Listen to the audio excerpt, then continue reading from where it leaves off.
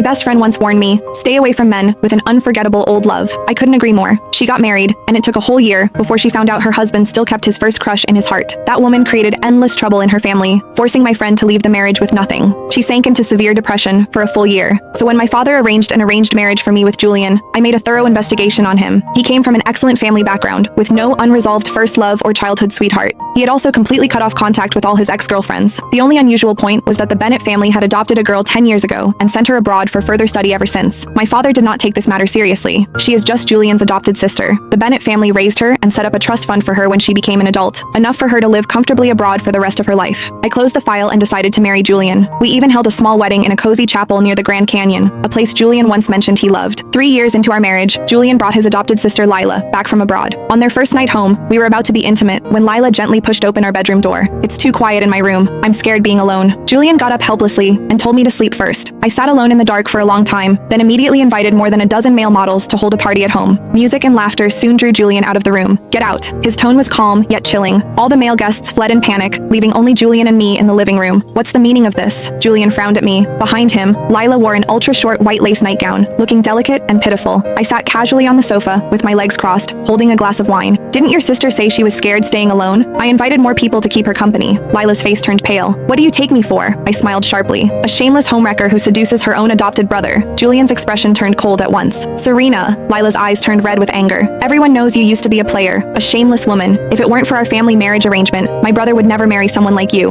Lila, shut up. Lila looked hurt and tearful. You're yelling at me for her? Fine, I'll leave. She ran toward the door in her thin nightgown. Julian frowned, picked her up, sent her back to her room, then walked back to me. Go to bed. I did not move and laughed coldly. Julian sighed helplessly. I'm really exhausted. Can you stop making a scene? Did you hear what your sister said to me? Lila is still young and speaks without thinking. I apologize on her behalf. I smiled faintly. She didn't lie. Ours is just a business arranged marriage. I have always been a player, and I have never lacked handsome men around me. Julian's expression turned colder. He pressed me down on the sofa and kissed me in a punishing manner. Serena, remember you are my wife now. My eyes turned red and my voice trembled. Who dragged me out of bars again and again? Who claimed to be my fiancé shamelessly? Who insisted on marrying me no matter what? Julian held me tightly. It was me. I only want you. I pushed him away coldly and slammed the door. Julian, choose between me and her. Let her leave tomorrow. The next morning, Lila greeted me at the dining table, wearing only Julian's shirt. Hi, good morning. In 3 years of marriage, Julian had never cooked before, but now he wore an apron making chicken soup. Taste it. My brother's soup tastes amazing. It always cheers me up when I feel down. She insulted me the night before, yet now she showed off Julian's tenderness in front of me openly. Julian acted as if nothing had happened. You're up? Come sit. I suppressed my surging anger, called my assistant, and told him to prepare my breakfast and send it to my desk before 9. Then I turned and left directly. Behind me, Lila complained unhappily that she tried to make peace, but I was being unreasonable. On the way to the office, I called my brother. I want a divorce. Are you joking? I'm completely serious. My brother was shocked. Julian went through